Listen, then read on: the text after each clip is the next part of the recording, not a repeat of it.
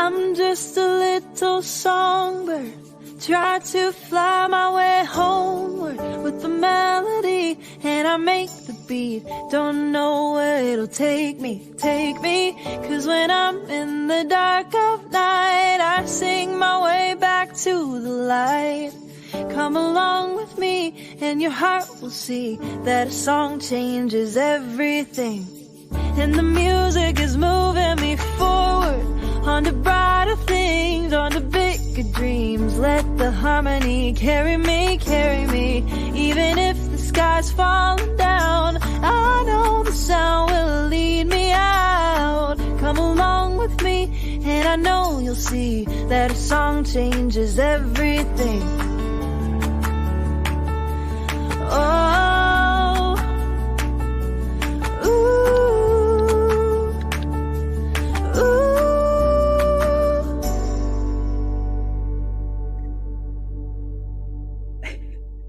So pretty. Waiting for the fade out. Right. Her voice is so angelic. So in my head, I'm like, I know. and there's feathers falling from the sky and glitter and stuff. It's a good thing our mutes are muted during that part. Well, I don't know. Maybe they should be unmuted. You can hear us singing. Good morning, everyone, or whenever you're watching. Good afternoon. I'm Catherine Perticini. I'm Andrea Vocab Sanderson. Welcome to Arts for the Health of It. We're glad you're here. If you are listening, watching, wherever you are engaging with us today, we're just so happy that you're with us. We heard back from a listener from an episode we did a couple weeks ago with Allison Body. She sent in her keyhole reflection project, and we wanted to share it real quick. And so if you're listening, there's an image of a keyhole. There's this beautiful butterfly that she created with it. And this listener shared, "This was such a great exercise for me. It really made me identify and name the toxic traits that send me into the spiral. This is exactly what I needed." So if you haven't tried that project, you can always go back and listen to that episode. Right. And so also on the outside, there are words. I'm glad that she used text because as a poet, I definitely identify with text. You've got the word timidness, comfort zone, loneliness, limits, putting up walls, shyness, uncertainty, attitude, all of these words. And I felt really connected to that because when I drew my keyhole, the outside was like 2 beds and then a whole bunch of Z's and then me asleep. And it was just this idea of me sleeping on my power, sleeping on my energy and my ability to do things like either with lethargy or just being burnt out. Mm-hmm. And recently a friend of mine, she has an art exhibit coming up and she asked me to write a poem about rest and the need for rest and how important it is. And I struggled with that thing because I was like, I don't rest enough. So how am I going to write a poem about rest? Like rest, I need it. Absolutely. So yeah, I felt like a liar as I was writing the poem. And then you know what? After I wrote that poem, I had the best night's sleep because they canceled some stuff and I couldn't go work my job the next day because of inclement weather. And I was like, and now the prophecy has been fulfilled. That's right. You summoned the rest that you needed. Yes. Yeah. I'm like, thank you, weather, for being really crappy so that I could get some sleep. Yeah. So we got something exciting coming up today. I'm excited. We do. We are really eager to bring on our guest today. One other quick thing before we get started, we want to share with you this creativity initiative that is being initiated by our new board member, Amy Latta. She was on our episode last week, but it's called Make 1,000, Give 1,000. And what you do is you make a heart for patients, caregivers, or medical staff. It can be out of anything you like. And you send it to Hearts Need Art. And all this information you can get on our website, heartsneedart.org. There's a link up there for Make 1,000, Give 1,000. And so this is a way for you to share your creativity with the communities we serve. For every heart we receive, a donor is going to give $1 up to $1,000. So we would love it if you participated in this project. Again, there's the P.O. Box And when you do make your heart, use the hashtag make 1,000, give 1,000 so that we can track all the good work that you're doing. That's right. Put it up on your social media so that people can see. I know a lot of times when people give, they want it to be in silence. They don't want other folks to know. But in this situation, we need to let other people know that we are giving, that we're doing this creative initiative, because it will inspire other people to do it as well. And it's such a powerful thing because you're making something with your own hands and then you're sending it off. And as you send it off, you know that funds are being generated to help heal and bring some art into people's lives. Yes, double whammy. Mhm. Two birds, one stone. There's also templates on that webpage that you can use that Amy has created. So if you're struggling for an idea, there's lots of ways to get inspired. So, all right, without further ado, we'd love to. Inspiration. Yes, This woman is very speaking of inspirational. inspiration, yes. Would you like to introduce Judy vocab? This woman helps people create memoirs for their family. She is a videographer, a historian. She's a documenting woman who does powerful things. Please welcome to the show, Judy Seaman. Welcome. Well, first of all, thank you for having me. But vocab, can I just rent you out whenever I need an introduction? Because Absolutely. fantastic. I'm available for bar mitzvahs, bat mitzvahs, you know, all of that. All right. Well, thank you. And I feel like I know you a little bit because I watched the podcast from, I think, Christmas time. I know it was Christmas that you were talking about the terrible weather in Buffalo. Remember? And yeah, it was so tragic. Yeah. Yes. And I really appreciated your sensitivity. I was impressed with your teaching, and I loved that you suggested that we write about our skin. And there was something just about the way you presented it that I got my notebook, which I always have with me anyway, and I wrote a little 7-line, because you said 7-line little thing. Yeah, I didn't want to intimidate people. So I feel like 7's the number of completion according to biblical senses. And it's just, even though it's not a round number like 8, it's not intimidating, I hope, because it's not so close to 10. So if you would share with us, Judy, we would love to hear your poem. I would love to share with you. But first, I also want to tell Catherine that I loved your picture of the coffee. Oh, my God. Thank you. That was beautiful. Thank you. I forgot about that. After I saw it, I was like, I need a cup of coffee stat. I need that cup of coffee. Thank you. All right, here's my little poem. I will say that my daughter lived in India for a year, and I went to visit her, and so it was kind of inspired by that also. Okay. My skin traveled to a beach in India where gritty sand burrowed into its open pores like a sand dollar. Oh, I said, thank you, and gave the dollar to the beachwallah for a sand cake and a sea biscuit.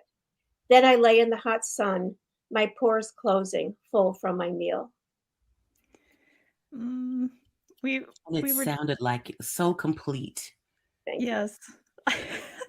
Thank you for sharing that, Judy. I was joking before the show that we should just sit around and read poetry for this whole episode. It's just lovely. Stick around. We've got more poetry. I feel like we could maybe even name this episode A Day at the Beach. This is true. And it's very cold, and it's going to be -14, I heard, this weekend where I live. So I would like a day at a hot beach. Yes. Oh my God. -14.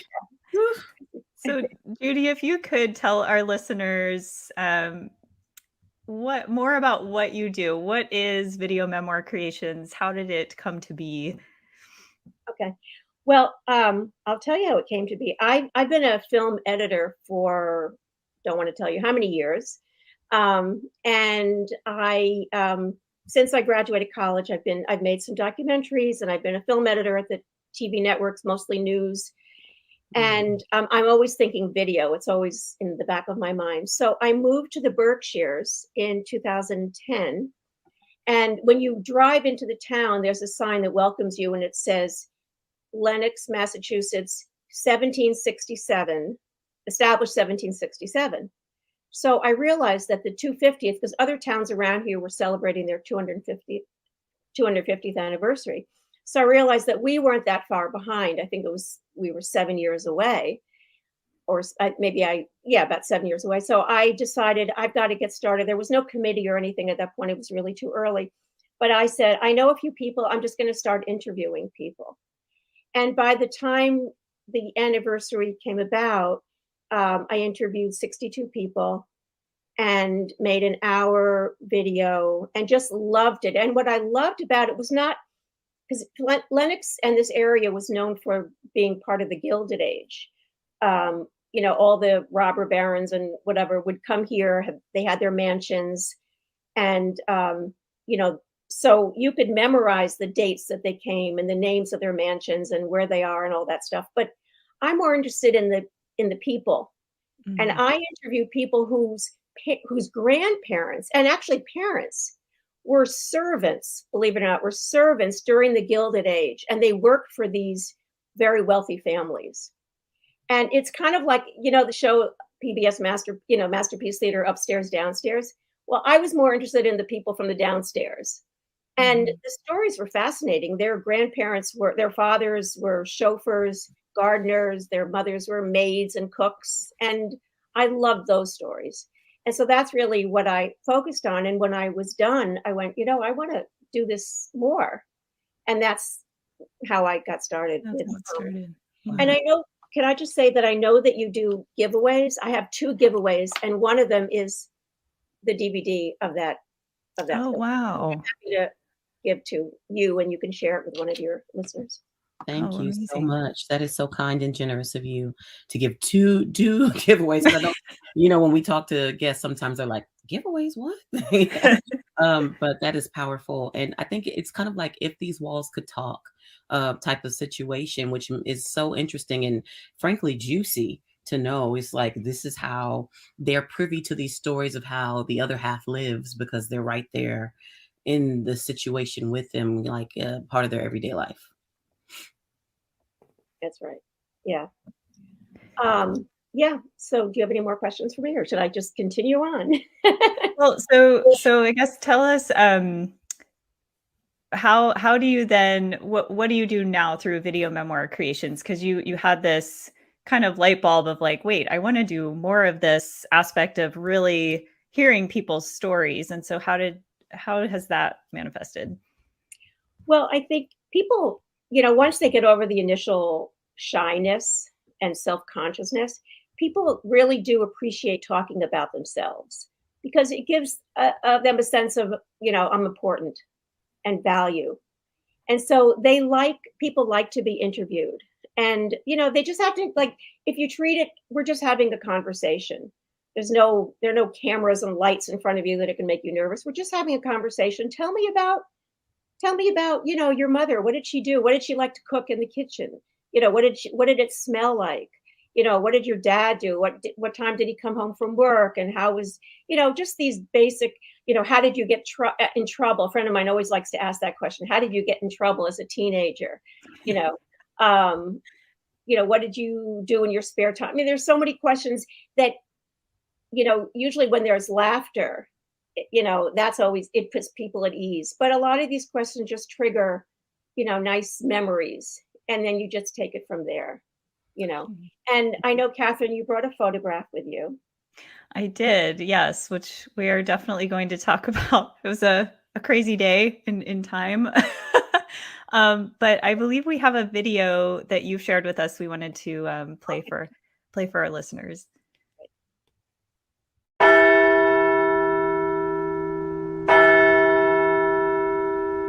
name is Mary Michael, because there was a nun who asked my mother to have her have me take Michael for a confirmation name. That's why it's strange. Everybody always sort of laughs at me when I tell them that my middle name is Michael. My grandfather, the important thing about him is that he went to the gold rush. When he got back, he had enough money to buy this house. So I guess that's the most important thing about him. We were self-sufficient. Everybody had a pig and a chickens. Couldn't help but like living here. A lot of people came to live here for a short time and never left. That's beautiful. She's one of my favorite people. Yeah. That's powerful. I was thinking about, this idea of making things more tangible for people because they have maybe an item or something in their family that's like a symbol that their memories are tethered to items, and the items themselves bring up all the things. And have you dealt with someone where they had an item that you just remember and how powerful it was for them in their memory? Yes, definitely. We interviewed one man who brought things that belonged to his father. I think, if I remember correctly, there was a chair that his father made. That wasn't his career, but he made this chair. And it was very meaningful to him, and he brought it, and there are other items. Yeah, items are very powerful, because, we all have I'm looking on my desk here to see if I have anything. We all have things that, we're attached to, like a talisman, right?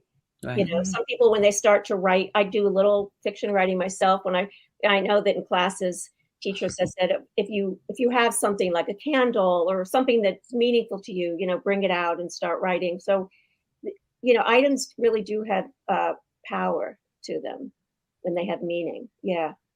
Yeah. So a lot of times I do ask people to bring something. Yeah. Okay, so we're about to take a break, but just to set this up, where Judy is going to walk me through kind of how her memoir process happens with her clients. So shortly, I'll share a photo from something that happened with my family a few years ago, and then Judy will. I'm excited. We haven't practiced this or anything, so we're just getting the raw experience of it, which I think is good. Can I also talk about the spice thing? Because I feel like if we do both, yeah, that would be good. Because it's like both senses, So. Yes, Okay, definitely. Olfactory is so powerful when you start talking about memories. Immediately things start coming back, especially if it's tied to food in the kitchen. Right now, we're about to go to a break, and I want to introduce what's about to come across the screen, which is a part of the Breathe series that I participated in for my residency at the Carver. I created a piece called Action or Apathy with my friend Jed Craddock, and we're going to view a little bit of that and listen to a song called Action or Apathy. Wait, remain in a vegetative state or hesitate till it's much too late. Poised in station, no noise or creation, as time is wasted. No thrill is my only chance to chill. So sit by my windowsill as if I got time to kill. There's no time to kill. Will I wait? Will I wait? Will I wait?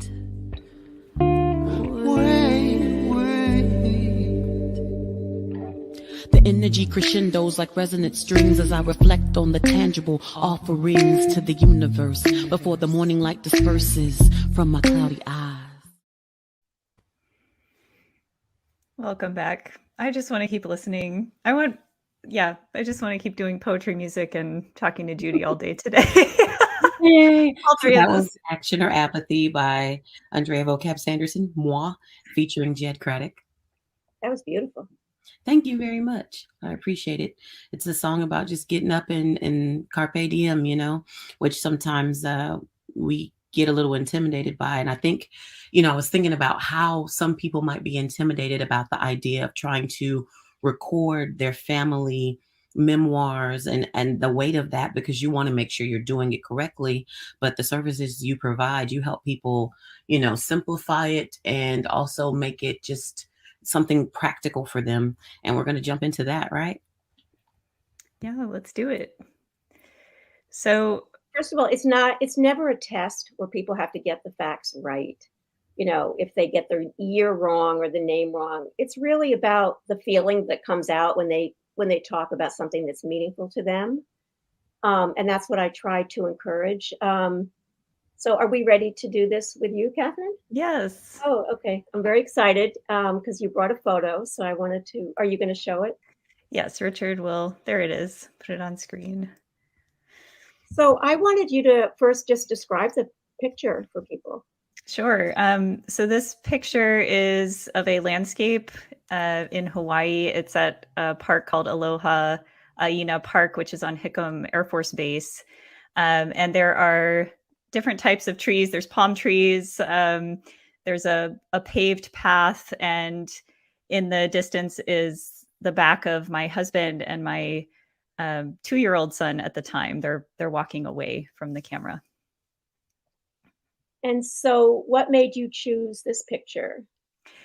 I chose this picture because I don't know if you guys remember back in 2018 in Hawaii, there was the ballistic missile warning that went through the emergency alert system.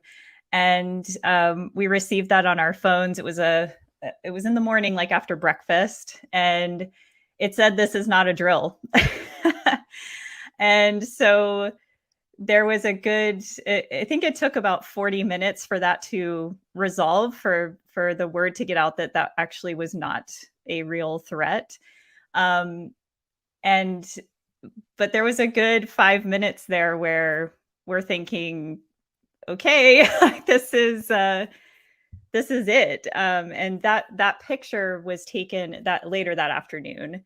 And so it just, whenever I think of Hawaii, those two memories are very much interlinked. I always think of that day specifically because it's just a really sobering experience of, it was interesting. It was like maybe 30 seconds of panic.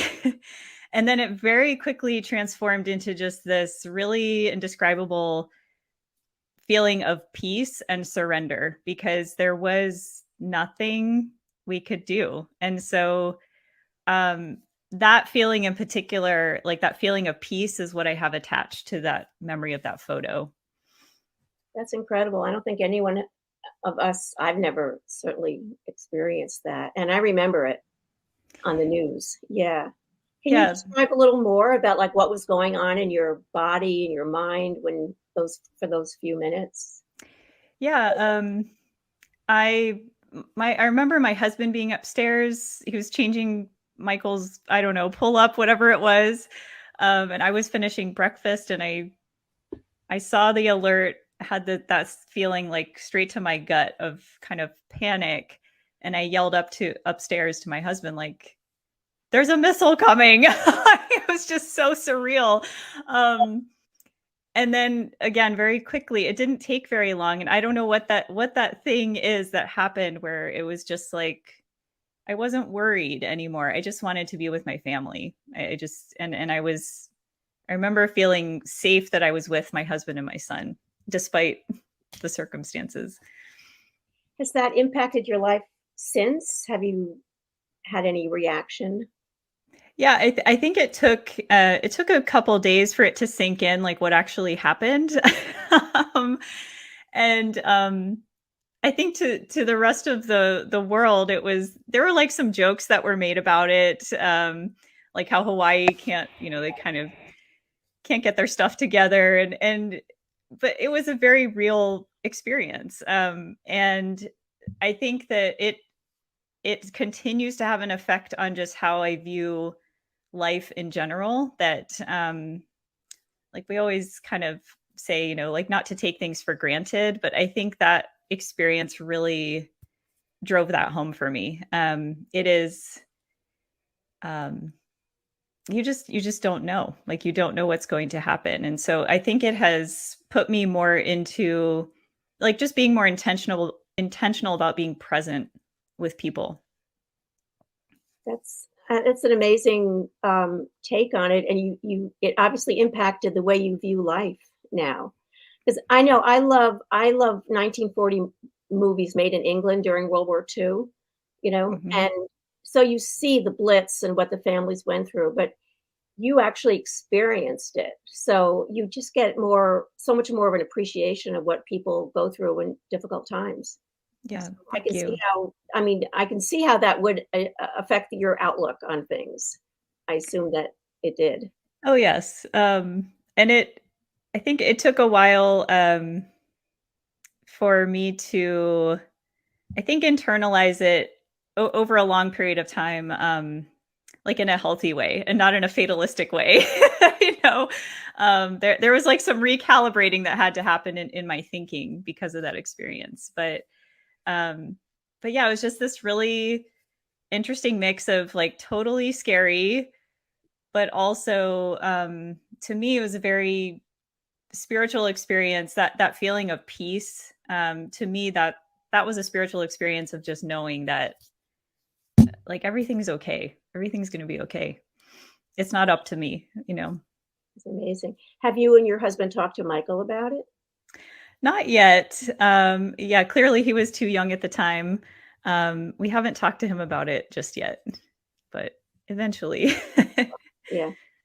I love that there's a theme in this. It's not just a picture about, you know, a beautiful beach. I mean, there's a real theme here, and it had a real impact on your life. And I love to explore those themes. And you also, if we have a minute, you also talked about your grandmother's spices and cooking. Oh yes. So I'm half Lebanese, and my mother's mom, her name was Anne, and she was just an amazing. She could do everything. She was a cook. She did sewing. She could make anything. But I have very vivid memories of her and her love for cooking and sharing that with our family. So um, she had a mint garden on the side of, she lived in this yellow brick house up in Pennsylvania. She had a mint garden on the side of her house, and there was always mint in our salads, or um, she used a lot of cumin spice in her cooking. And so yes, that was when I think of her, I think of all this delicious food, and that's, I felt her love through her cooking. Yeah. I mean, I think there you could explore themes. We won't go into it now, but did that inspire a love of cooking, a love of travel, a love of just being home and having that sense of security, or having the importance of having your own family that you can cook for? I mean, there's so many themes to be explored, I think, which is what I try to do. I try to have a theme, to choose a theme that's meaningful to the person. We work together to choose that theme, so it's not just stories, but they come away with a sense of like, oh, this piece really has meaning to my life. It's not just about this story, that story, but something that impacted me, how it impacted me, and what messages I want to and lessons I want to impart maybe to my children and grandchildren. So I like to get sort of deep when I do the video memoir, but always, as I said, as a conversation, nothing intimidating. Right. Well, and it's interesting you talk about themes because um it's almost like not, I don't want to say curating. That makes it sound like you're editing out parts. But you're like picking up on key things that we ourselves maybe don't see because we're too close to it, so to speak, is that something that you find easy to do when you're listening to people, to pick up on those themes, or do you feel like you have to dig real deep to find that? I think I do it in maybe two different ways. One, when I'm listening to them and I'm hearing things that they may not be aware of, or maybe they are aware of it. I mean, you certainly are aware of it with the picture and what happened in Hawaii. But then when I get to the editing, I can, then I can actually physically almost, take out the sections or remove sections that, don't really speak to the important issues. I think people really want to have something, the final product, to be meaningful to them. So that's my responsibility, to give them something that they really want. They may not know they want it, but when they receive it and they say, oh, there's really an important message here that I want my children to know. This is something about me that's meaningful. That I feel like is my job. And I love doing it. I love editing. I mean, I could sit here all day long and forget to eat. That doesn't usually happen to me. So Vocab, any other question for Judy?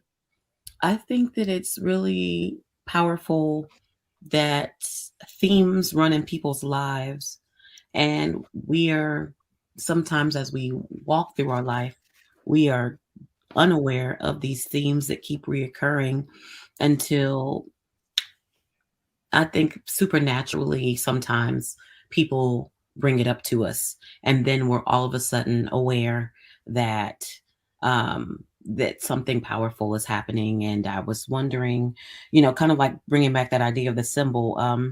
Is there a part of this that, like, what do you find really just fulfilling in after you conclude certain projects? what do I find fulfilling about Yeah, it? like something that's just really fulfilling to you. I think just having a sense of, as I said, a meaningful product that I can give somebody, but also having an arc, having like the beginning and showing how they changed and what they learned, and then ending on that note. It's like telling a really good story. And that's what it is. It's storytelling. Absolutely. Yeah. It is a beautiful thing. Well, we're going to go to another break. And during this break, we're going to hear a song called Magic by Jeff Woods. 'Cause you're magic. Everything about you is magic. Every little piece of you is magic. I for one know I gotta have it. Every single day it's tragic to know that other people don't have it nearly as good as I have it. 'Cause being with you is pure magic. Every single day.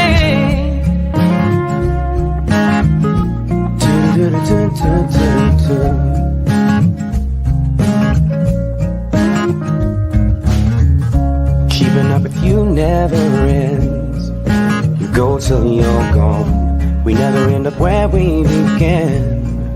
I never can tell how far we'll go. Into your dreams, your heart and your soul. 'Cause you're magic. That was Magic by Jeff Wood. He's one of our musicians in residence with Hearts Need Art. Right before the break, Judy, you touched on kind of, your storytelling. You're creating this story for people. And I'm curious if you could share about, so with Hearts Need Art, oftentimes we have patients or caregivers that want to be able to record special memories or part of their family history while they're in the hospital. And so I'm wondering if you could talk a little about maybe some tips for ways they could start to do that with each other. Yeah, that's great. Well, I always encourage people to carry a notebook with them. So if they can write down memories, and sometimes you have an idea or a memory comes up and you get busy with something else. But if you can take the few minutes to write it down. There's also, if there's a caregiver there who has a phone there's a recording option, right? App they can use, a voice memo. They can record the person, talking about, whatever memory comes up. It's really important for people who are in the hospital, who are undergoing who have memory issues, dementia, etc., to be encouraged to talk. And there's also a lot of depression in the world now. I mean, especially with the pandemic, people are isolated, have been isolated. Some still are isolated, and there's a lot of loneliness. And reminiscing is really a positive step. I think it's important for people to be able to do that. And yeah, just recording or writing notes, and the caregivers can help with that. And I think that I know for me, sometimes with any creative thing, I sometimes get caught up in wanting, like before I even get started, I get stuck because I want it to be perfect right off the bat. Um, but I think like the suggestion of, just take out your phone and do an audio recording, and then you have the content. You can always go back and start to create a memoir like you do, or edit out, or put the pieces together. Yeah, it's really great to just do a rough draft. You don't have to. There's no judging. You're not. You don't. You just write. Just write. And I always. I mean, if you can write by hand, there's like a mind hand or whatever connection. The words just. I mean, I'm sure vocab you can explain it better, but it just the words come out faster, easier. You're more in touch with your, unconscious or subconscious, I guess. That way with your hand. But if you need to use your computer, or if you want to do a voice memo, these are gems that if you don't let them out, people aren't going to know about. And you want to share them. You want them even for yourself. And I think it's really helpful for people who have been alone for so long and isolated to start, writing and getting those thoughts out and sharing them. Join a class. You could start a little group with your, peers, just sharing little snippets. Self-expression. It's all really important. Have you used music in the past for people when it comes to their memories and things of that nature? And do you have any stories around music as the focus? Yeah, I mean, I don't know if I have any stories, but music adds a lot of mood to a piece. So I love to add music. I'm a stickler for music rights, so I'm very careful. I can't use anything that I don't have the rights to. So if someone has, if they play a piece, or so I'm aware of that. But yeah, there are plenty of places you can buy music, needle drops, and that kind of thing. But music adds a lot. You were talking before, vocab, I think, about the senses. The senses, all five senses. I mean, the spices, trigger memories, and music. I mean, I know there was a study in nursing homes, wasn't there, about Right. people with dementia. They put on music that they loved when they were maybe 21 years old, and they just started dancing. They hadn't moved in so long, and it just, it's very powerful. So yes, definitely I use music. Yeah, it's very interesting how sometimes you cannot remember song lyrics, but as soon as a song comes on, you're in it, and you can sing the song along with the song as long as it's playing. There's definitely a magic to it. Yeah. So anyway, it's not only about family legacy, it's also about anniversaries. People want to celebrate and show videos. But I just had this funny thought today. I don't know how it came up, but I compare my business to like a small little local corner store. And when I thought that, I went, oh yeah, there was a corner store where I grew up. I grew up in New York City. And the owner, he sold newspapers, cigars, cigarettes, and candy, right? And we used to go, I wasn't allowed to eat candy, but we used to go and like get candy with our allowance and like stuff it in our pockets, And he didn't tell my parents. He knew everybody on the block, but he always had a cigar in his mouth. I remember that, But just these little memories, New York City is very different now. That storekeeper, he moved around the corner to a modern building, and now he's not there anymore. I'm sure he's long gone, but the neighborhoods change. So it's nice to hear this, stories about what things were like, when we were kids. Yeah, it's weird even with like my 6-year-old, just technological differences, like dial up internet, like that's not a thing anymore, not really. But I had one other question about, and you had shared this back when we talked several weeks ago, just some ideas for people that are trying to do this with their loved ones kind of on the spot. what are some simple things they can do to the environment that they're filming in that would make it better quality? Like just some things to consider about the setting that you're in. Right. Turn off all air conditioning, turn off all phones and ringers, any kind of ringers. It's good to do it in a room that has a rug so you don't get, the echoey effect. You want to have, test out the lighting, have a lamp or something. Don't film towards a window on a sunny day because the person, you won't be able to see their features. And don't let them fidget with something. A lot of times if you have a microphone, like a lavalier you put up here, and then they hit themselves, you hear that noise. Have them put a glass of water next to the person they're interviewing because the sound that you make when you're thirsty is, not great. Let's see, what else? Lighting, sound. Always have them start with a full sentence. If you ask a question, if you say, "How are you today?" and you say, "Fine." Well, what does that mean? You say, "Today I'm really doing great, really feeling fine because this just happened." Or have them elaborate as much as possible, but have them start with a full sentence. If the interviewer is not going to be on camera, you want them to, talk as if they're telling a story to the camera. And then there's always the issue of where to look. It's now, pretty standard that you don't look directly at the camera, but you look off to the side. So that, and I think that's probably it. But any nervous habits, some people, tap their feet or something. You just want to keep that to a minimum. No feet tapping. No. And if they can take their glasses off, if you see the reflection, that's also helpful. Avoiding the glare. Yeah.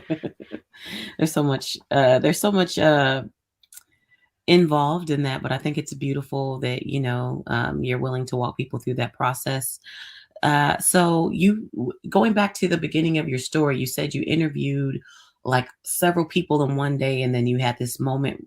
So what did you start with? Like, what tools did you start with when you started recording people, and who did you start with? Did you start with family, and did you start with friends? Did you start with other strangers? Well, years back, I've always been into my three daughters will tell you that I used to videotape their birthday parties, which they didn't appreciate because I just loved the little conversation that I could like sneak in and hear,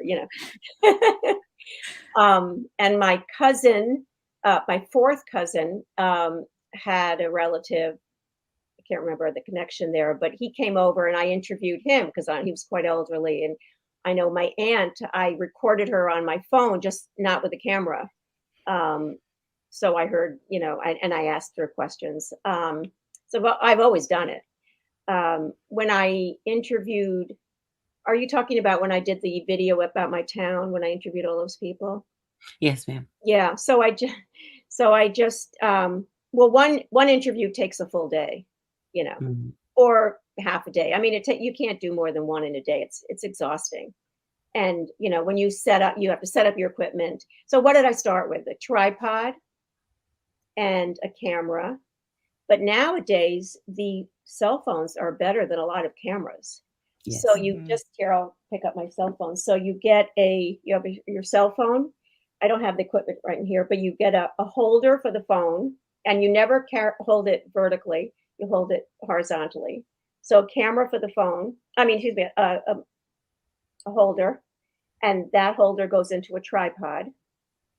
And then you can have you can have a mic that you can connect to the phone, or you can just use the microphone from the phone itself.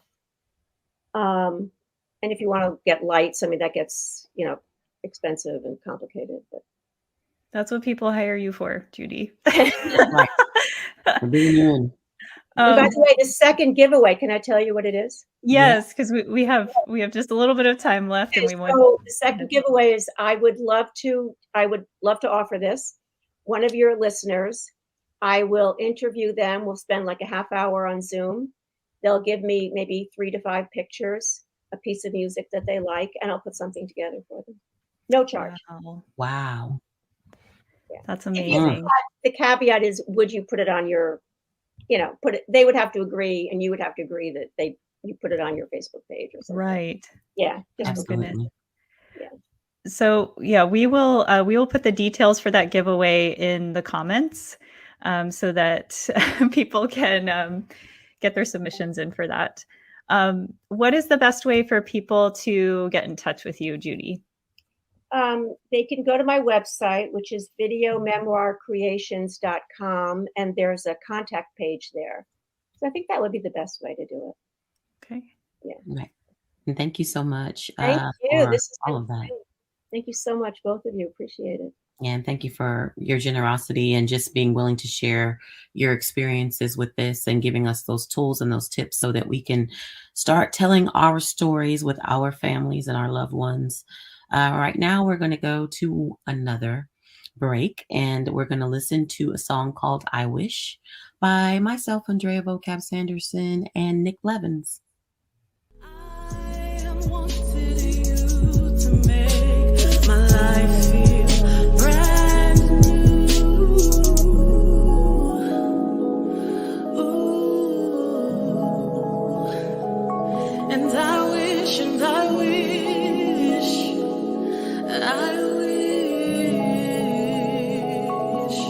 yeah. Traverse the universe on pins and needles, collecting scarab beetle shells, peeking the universe with hope to see where angels dwell. One never plans to fail, but the travail of rebirth is hell on earth. We feel the labor pains beneath our skin and skirt. Imagine being so desperate to break free from these human chains. It hurts. We try tremendously to put our plans to work, dig wells in the dirt, then cast our change into infinity, longing and wishing, hoping and desiring our fate will meet good fortune with the future we're admiring, until we're elevated with higher beings, truly overseeing without perspiring. Sweat it out, get it out. All right, sorry, I was all singing along there.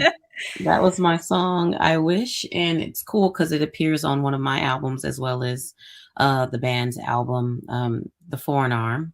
Excited to, share these things with you all. Thank you so much for allowing Hearts Need Arts, Arts for the Health of It. Thank you for allowing us to play the music. So, hey, I love dorks.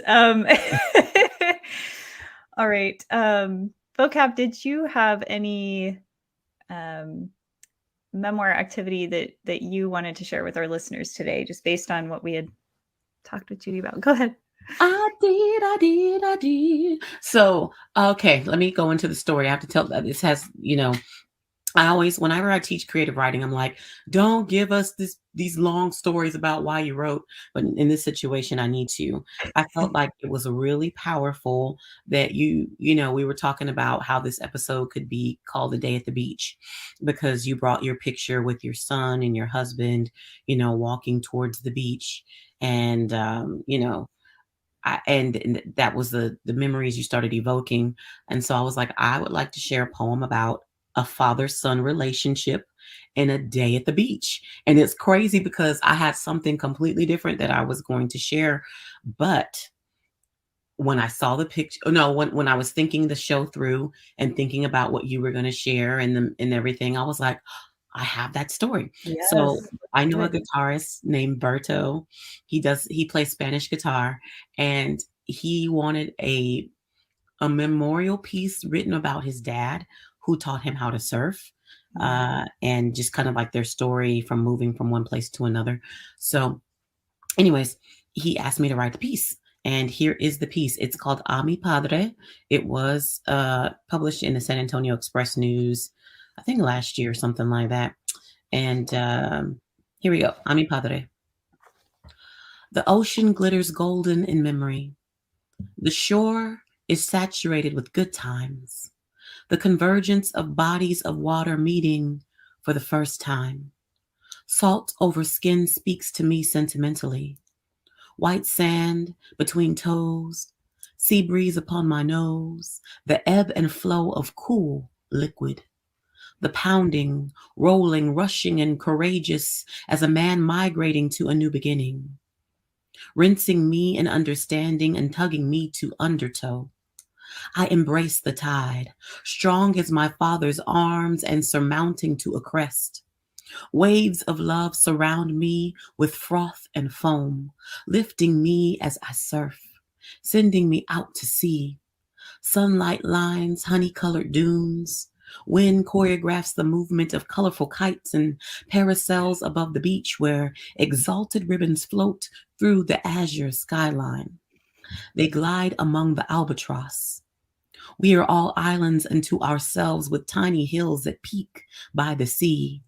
Palms and trees stipple in the landscape, and my heart feels free from a father's love that marks my emancipation. Together we have built like castillos de arena, yet we are immovable. Sandcastles, never erased, never eroding, never washed away. Never erased, never eroding, never washed away. They stay grounded at sea level. Fortress of grains, warmed dry by the sun. Shells embedded in the topography. We lounge like beach bums, our sandy legs stretched out wide as the firmament of the Pacific.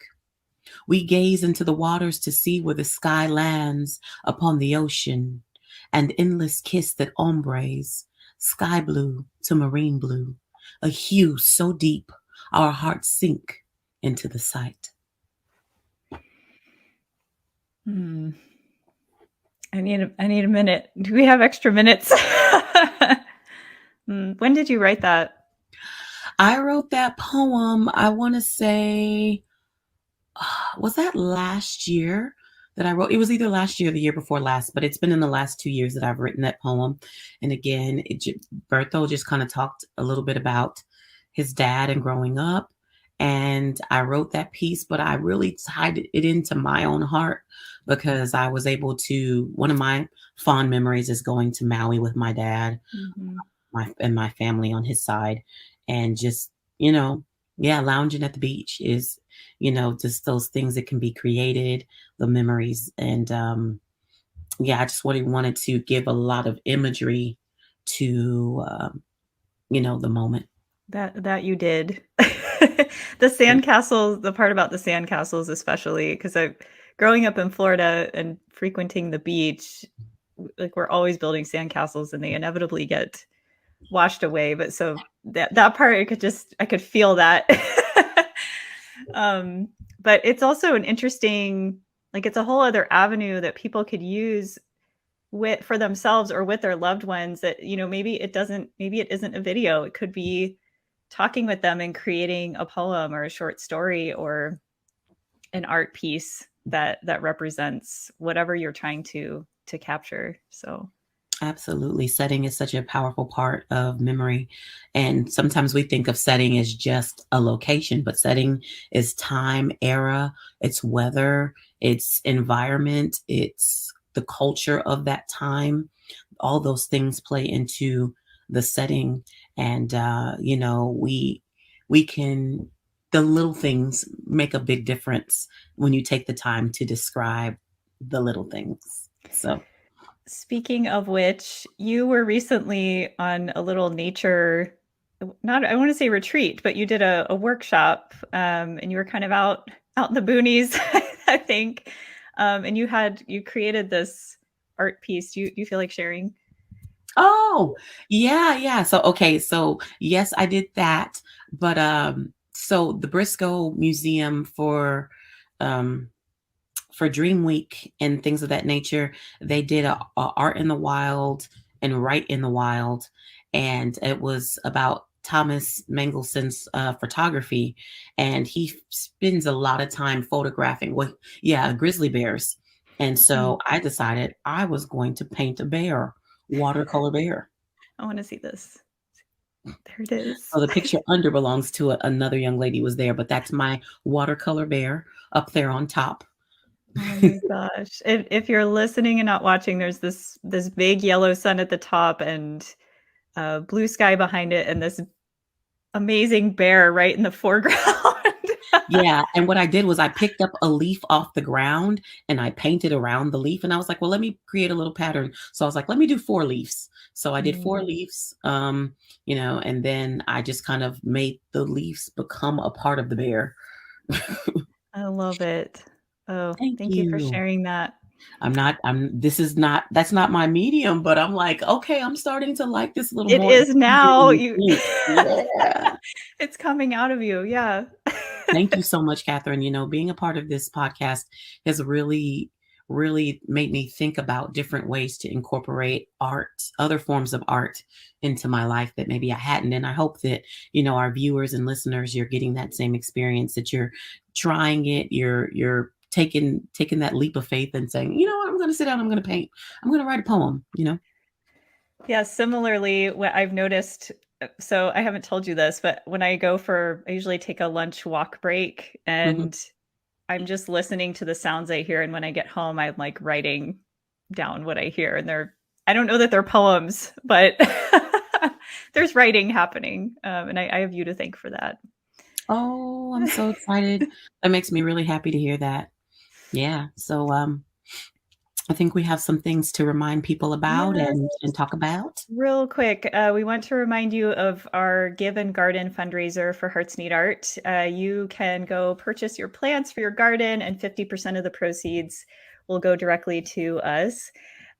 We also want to thank Jane Phepps and the Nancy Smith Hurd Foundation for supporting this podcast and just giving us the ability to share all these incredible people from all over the world to just inspire you to keep creating. So on Thank that note, you. thanks You're for so kind. Make sure you like or subscribe or follow us wherever you are listening or watching, and we will see you next week. Take care, everyone. Don't forget to send out your hearts. Yes, send your hearts. Thank you for listening to Arts for the Health of It.